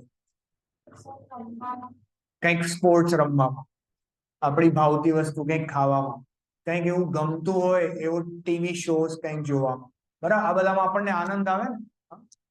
બોલ, એક એવો આનંદ છે જે કંઈક અલગ જ છે, એને કહી શકાતો નથી. સમથિંગ વેરી સિક્રેટ અને સસ્પેન્સ આનંદ છે. પણ એ કેવી રીતના થાય? કે જ્યારે પોતાના આત્મામાં લીન થાય તો એવો આનંદ પ્રગટ થાય છે. હવે આવું જ્યાં આપણને શાસ્ત્રમાં કહે તો આપણને ક્યુરિયોસિટી થાય ને, અરે એવો કેવો આનંદ હશે, જેને વર્ણન કરી શકાય નહીં, એટલે કેવો આનંદ હશે? કંઈક અલગ જાતિની કંઈક વસ્તુ છે, તો એ કેવી ફિલિંગ હશે એની. આપણે શરૂઆતમાં પહેલા જ દિવસે શું વાત થઈ હતી? કે જિનેન્દ્ર ભગવાન પોતાના આત્મામાં લીન છે. હવે અનંત કાળ માટે આત્મામાં લીન છે. તો એ પોતાના આત્મામાં એવી તો કેવી આનંદની, અનંત સુખની ફિલિંગ કરતા હશે, તો કેવી હશે અનંત સુખ? તો એ અનંત સુખ કેવું છે? આ જો નિર્વિકલ્પ જે દશા છે, એવું એ અનંત સુખ છે. એને વર્ણન કરી શકાતું નથી, પણ કંઈક અકથ આનંદ છે, કહી શકાય નહીં એ જાતનો આનંદ છે. સ્વર્ગના સુખોથી એની જાતિ વિલક્ષણ છે, એવું આવે છે ને ઘણી વાર પ્રવચન. તો સ્વર્ગના સુખ કઈ જાતના છે? કે સમજો આપણે અહીંયા કોટનના બેડ ઉપર સૂતા હોય, અહીંયા મનુષ્ય ગતિમાં, તો ત્યાં તો સોનાનો અને રત્ન જડિત બેડ હોય, એની ઉપર મખમલનું આખું ઓલું કુશન હોય, અને જાણે આપણે આમ સુએ ને એના ઉપર, તો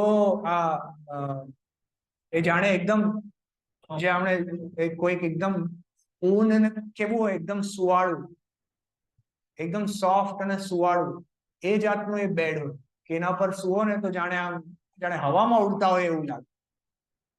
હા, વોટર બેડ એકદમ હવામાં ઉડતા હોય એના જેવું લાગે. એ જાતનું ત્યાં કંઈક સુખ છે દેવગતિ. હવે એ સુખ ક્યાં અને આ જે આત્માના અનુભવનો આનંદ ક્યાં? એ બેમાં કઈ કોરિલેશન જ નથી ને. કેમ કે ઓલું એ પદાર્થનું સુખ છે, એ જે બેડ છે એ જાતનો છે. હવે બેડ ખરાબ થઈ ગયો તો એ દેવગતિમાં ખરાબ ના થાય. કહેવાનો મતલબ શું છે? કે સમજો આયુષ્ય પૂરું થઈ ગયું અને પછી ત્યાંથી થયા તિર્યક. હવે કેવો બેડ મળ્યો? આ જમીન પર સુવા વાળો બેડ, કડક કડક પથ્થર વાળો, કાંકરા અને પથરા ને બધા ખોચે એવું. તો જો બહારના પદાર્થથી સુખ માનીએ તો બહારના પદાર્થથી દુઃખ બી માનવું પડે, તો પછી અન્ય દ્રવ્ય જીવના સુખ દુઃખને કરતો થઈ જાય. તો પછી દરેક જણે સારા સારા સંયોગ જ ભેગા કરવા જવું પડે, અને એવા સંયોગો તો આપણી પાસે રહેતા નથી કેમ કે પરાધીન છે. એટલે આખો સંસાર ચક્ર કેવી રીતના ઊભું થાય છે કે જે અન્ય પદાર્થમાં સુખ ગોતવા જઈએ છે તો આખું સંસાર ચક્ર ઊભું છે. અને જ્યાં આત્માના અનુભવમાં જે લીન થયા, અરે એ જે અવસ્થા છે ત્યાં કોઈ અન્ય જાતનો વિકલ્પ જ નથી. જ્યાં પોતાના આત્મામાં લીન થયા પૂર્ણ રીતે નિર્વિકલ્પ. અને જો નિર્વિકલ્પ તો આપણે અનેક વસ્તુમાં થઈ શકીએ છીએ. જો થોડું સાંભળો, જેવી રીતના આઈસ્ક્રીમની વાત કરી, તો આઈસ્ક્રીમ ખાતી વખતે બીજા કઈ વિકલ્પ ઉત્પન્ન નથી થતા ને એના સ્વાદ સિવાય, તો એ નિર્વિકલ્પ દશા છે. ભાઈ એ નિર્વિકલ્પ એટલે ઓલા જેવી નિર્વિકલ્પ નથી, એ તો આ પદાર્થમાં લીનતા છે, અન્ય પદાર્થના સુખાભાસમાં. હવે એમાં પ્રોબ્લેમ શું છે? એમાં પ્રોબ્લેમ એ છે કે પેલા આઈસ્ક્રીમમાં સુખ જ નથી. એ તો ત્યાં જ્ઞાનમાં, જો જીવને પહેલા આઈસ્ક્રીમ ખાવાની તીવ્ર ઈચ્છા થઈ, એને જોઈને તીવ્ર ઈચ્છા થઈ કે અરે આનો સ્વાદ તો કેવો હશે, મન મોહક, આમ આહલાદક, મજા આવી જશે. એ જે અંદર મજા આવી જશે એવી જે ઈચ્છા થઈ ને, એ તીવ્ર ઈચ્છા દુઃખ છે કે સુખ છે? એ દુઃખ છે. એટલે આઈસ્ક્રીમની ઇમિડિયેટલી પહેલા જીવને અત્યંત દુઃખ છે. હવે જે આઈસ્ક્રીમ મોઢા પર મૂક્યો અને જેવી એને તીવ્ર ઈચ્છા કરી હતી, એ આ વિષય મળ્યો એટલે એ ઈચ્છા તૂટી ગઈ. એ ઈચ્છા એની જેવી તૂટી ગઈ તો ઓલું તીવ્ર જે દુઃખ હતું એ દુઃખ દૂર થયું. એટલે જે તીવ્ર દુઃખ દૂર થઈને આ જે દુઃખ દૂર થયું એ ઈચ્છા, અન્ય ઈચ્છાઓ તો ઊભી જ છે એટલે એના દુઃખ છે. એટલે પેલા તીવ્ર દુઃખમાંથી મંદ દુઃખમાં આવ્યો, એ જીવને સુખાભાસ લાગે છે. અને પેલા આત્માના અનુભવ વખતની દશા જો કેવી છે, જ્યાં આત્માના અનુભવમાં જીવ લીન છે, તો એ આત્માનો અનુભવ વખતે જીવના વિકલ્પ સુદ્ધામાં કોઈ અન્ય વસ્તુ જણાતી નથી. એને કોઈ બીજી ઈચ્છા ઉત્પન્ન થતી નથી, કોઈ બીજા એવા વિષયો ત્યાં જ્ઞાનમાં નથી. અને જે વિષય જ્ઞાનમાં છે, જે અતિન્દ્રિય મહાપદાર્થ છે ત્રિકાળી ધ્રુવ, એ તો સુખથી લબાલબ ભરેલો છે. કઈ જાતનો સુખ? કે અતિન્દ્રિય સુખ. તો જ્યાં એને જ જાણ્યો તો એ પ્યોર, જાણે આપણે કોઈ પ્યોર અમૃતમય વસ્તુ ખાઈએ અને કેવો મીઠો સ્વાદ આવે, તો એ જે પ્યોર સ્વાદ જે એને આવ્યો, એ પ્યોર સ્વાદ, એ પ્યોર અનુભવ, એ એનો આ જે અકથ આનંદ છે. અને એ વખતે બીજા કોઈ વિકલ્પ નથી, બીજી કોઈ ઈચ્છા નથી, બીજા કોઈ ત્યાં વિષયો જ નથી. અને જો એમાં ને એમાં જ જીવ લીન રહે તો એ આનંદ કન્ટિન્યુઅસ રહે છે, અને બીજા કોઈ વિકલ્પ ઉત્પન્ન જ નથી થતા જીનેન્દ્ર ભગવાનને. એટલે એ સુખ કેવું છે? એ હવે સાદી અનંત કાળનું શાશ્વત સુખ છે. એટલે વાસ્તવિક સુખ છે. ખ્યાલ આવે છે કે નહીં? જો આ થોડુંક એને ભાવ ભાષણ પૂર્વક વિચાર કરવાની કોશિશ કરજો.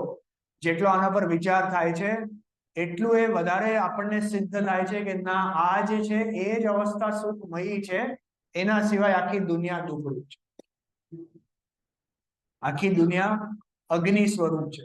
અગ્નિની જ્વાળા જેવી રીતના બળતી હોય ને, એવી રીતના નિરંતર જીવના હૃદયમાં ઈચ્છાઓની જ્વાળા બળે છે. એ ઈચ્છાઓની જ્વાળામાં આપણે આઈસ્ક્રીમ નાખીએ ને, આ નાખીએ ને, ઓલું નાખીએ ને, એ બધા વિષયો નાખવાની કોશિશ તો કરીએ આપણે, પણ એ વિષયોથી ઈચ્છા બુજાતી નથી. કેમ કે એક પદાર્થને હજી ઈચ્છા બંધ કરી, ત્યાં બીજા પદાર્થની ઈચ્છા ઊભી જ છે. એટલે જાણે અંદર નિરંતર અગ્નિની જ્વાળા ચાલુ છે. અને કેવી રીતના બુજાય? કે જ્યાં પોતાના આત્મામાં જીવ લીનતા કરે અને એને જે સમતામય પરિણામ થાય.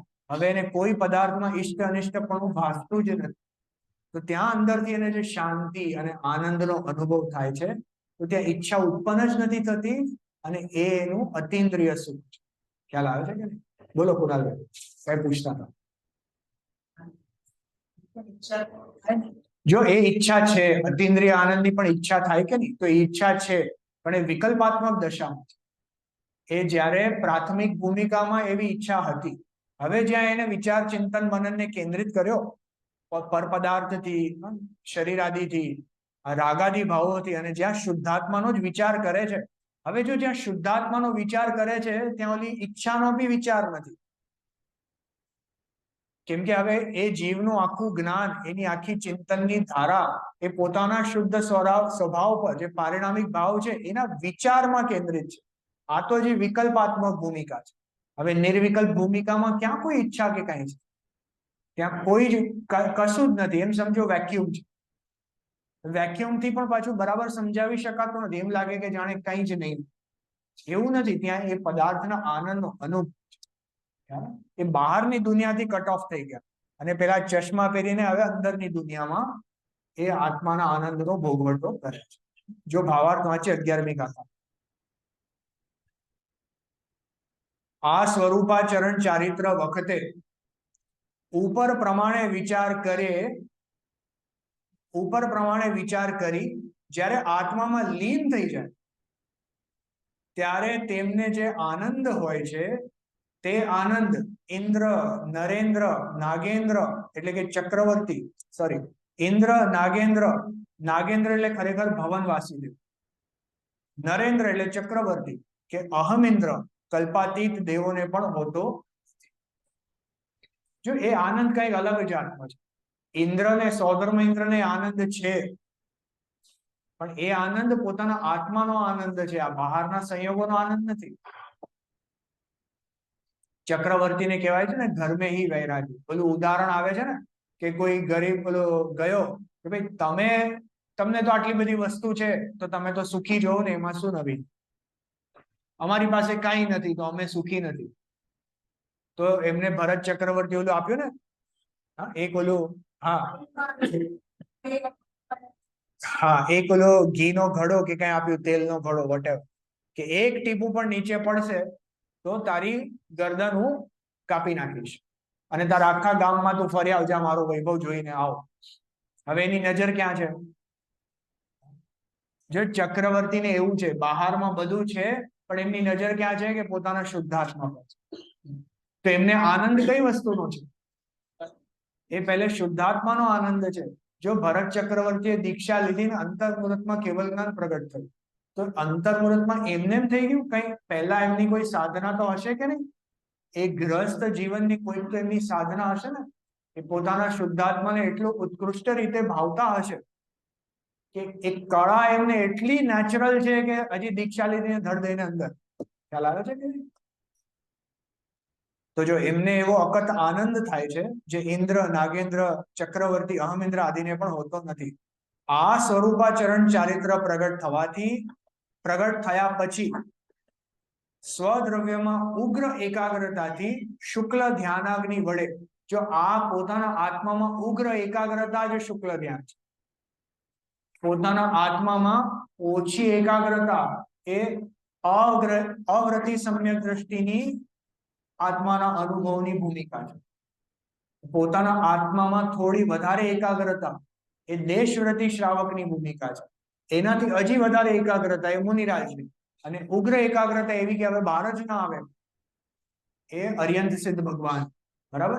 તો જો એ ઉગ્ર એકાગ્રતાથી શુક્લ ધ્યાન રૂપી અગ્નિ વડે 4 ઘાતી કર્મનો નાશ થાય છે. પોતાના આત્મામાં લીન, એ જીવ તો પોતાના આત્મામાં લીન જ છે.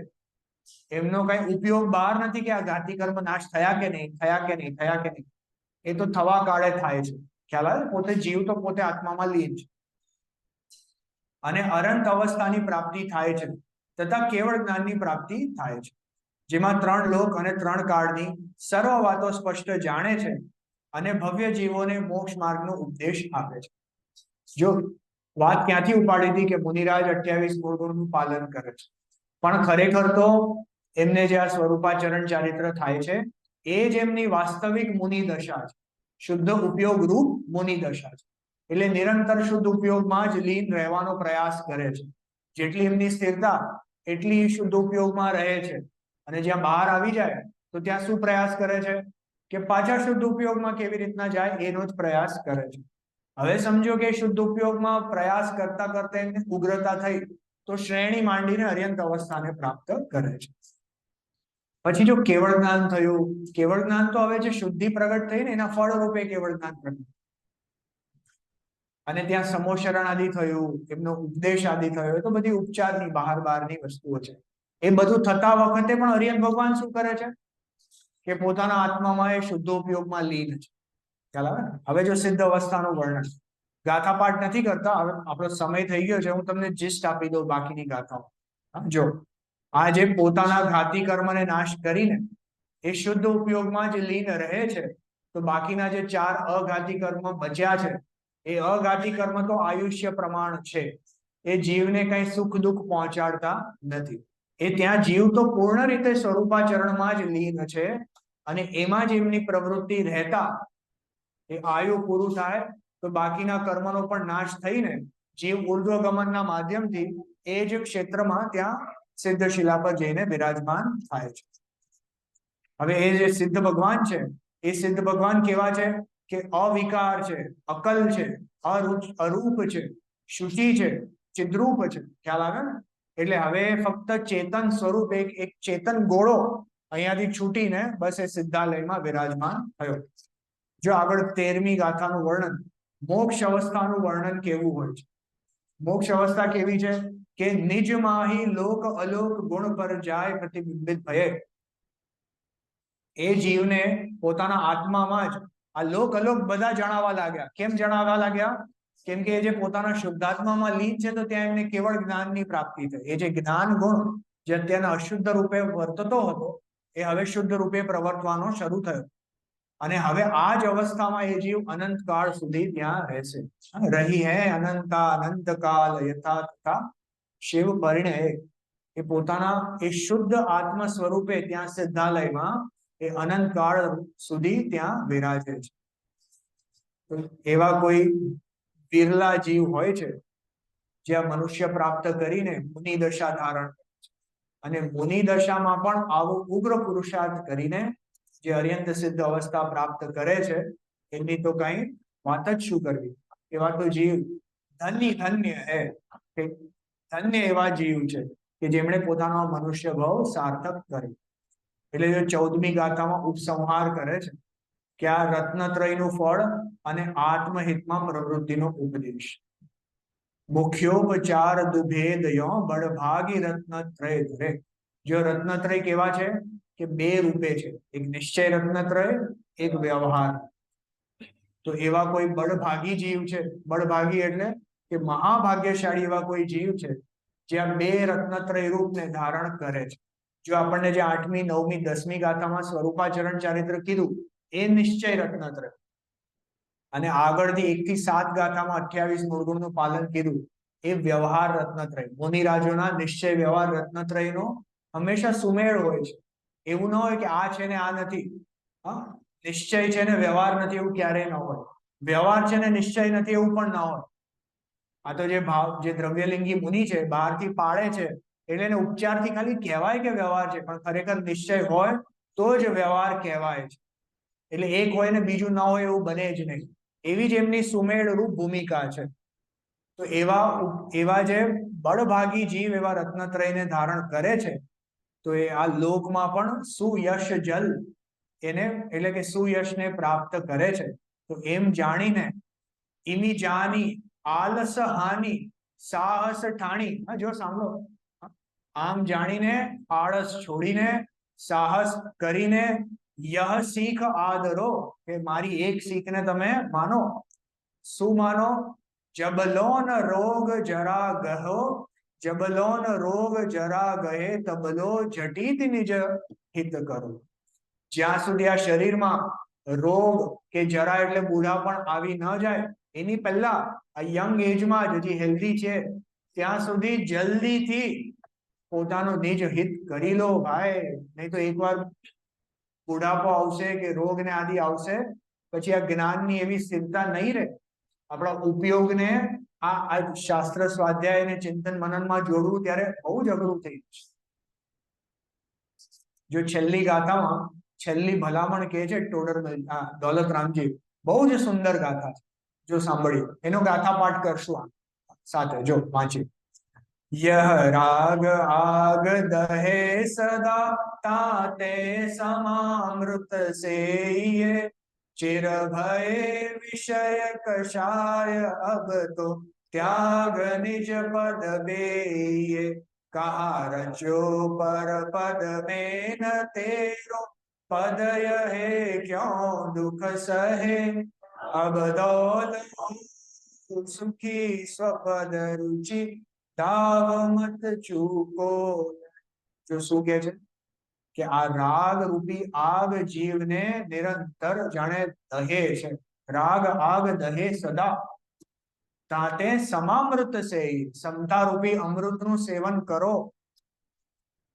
જો આ ઉપદેશની ભાષા છે, છેલ્લે ભલામણ કરે છે ને કે ક્યાં સુધી હવે રાગમાં રહેવું છે, જાણે અગ્નિમાં કોઈ બળતું હોય, એટલે સંસાર દર્શનનું પિક્ચર નથી કે બધી જ તરફથી મૃત્યુ આપણને આપણી તરફ આવી રહ્યું છે, કે નીચે 4 ગતિને નિગોદના ઓલા સાપ રેડી છે, ઉપર દિવસ રાતનો સમય એ ઉંદરડા ખાઈ રહ્યા છે, પછી મધુમક્ખી આ વિષય સંયોગો અને પરિવારજનો એ મધમાખી જેવા આપણને ડંખ મારી રહ્યા છે, અને તોય આપણે ઓલા વિષય રૂપી અમૃતનું એક સ્વાદ લેવા માટે એમાં અટકેલા છે। અને સુગુરુ રૂપી ત્યાં એક દેવ આપણને આવ્યો છે બચાવવા માટે, તો શું કરવું જોઈએ કે જલ્દીથી એમનો હાથ લઈને ત્યાંથી હવે નીકળી જાઓ, એમાં હવે વધારે રોકાવા જેવું નથી। એટલે અહીંયા શું કહે છે, તાતે સમામૃત સહીએ ચિર ભય વિષય કશાય। અરે વિષય કશાયને અનાદિકાળથી સેવી રહ્યા છે ભાઈ, હવે ક્યાં સુધી? અબ તો ત્યાગ અને નિજ પદ બેઈએ, પોતાના સ્વપદમાં હવે બેસી જાઓ। કહા રચ્યો પરપદ મેં, ક્યાં પરપદમાં આપણે રચ્યા છે? ન તેરો પદે, અમૃતચંદ્રાચાર્યનું છે ને કળશ, ઇદમ પદમ વિદમ પદમ, ત્યાં ક્યાં તું ઉભો છે? આ તારું પદ અહીંયા છે, અહીંયા છે, અહીંયા આવી જા। કહા રચ્યો પર પદ में न तेरो पद यह क्यों दुख सहे, अब दौल हो सुखी સ્વપદ રચી, પોતાના પદની રચના કરીને, રચના કરી એટલે કે અનુભવ કરીને, દાવ મત ચૂકો। આજે મનુષ્ય ભવ, ટોડરમલજી મોક્ષમાં પ્રકાશકમાં કહે છે કે આ મનુષ્ય ભવ મળ્યો, આ જીનવાણી આદિ મળી, આપણને સ્વાધ્યાય આદિની રુચિ મળી, હવે જ્ઞાની ધર્માત્માઓ આપણને મળ્યા, જેમણે મોક્ષ માર્ગ આપણને જાણે હથેલી પર આ મૂકી દીધો છે, તો હવે આ દાવ ચૂકવા જેવો નથી। સબ તરહ સે અવસર આ ચુકા હૈ।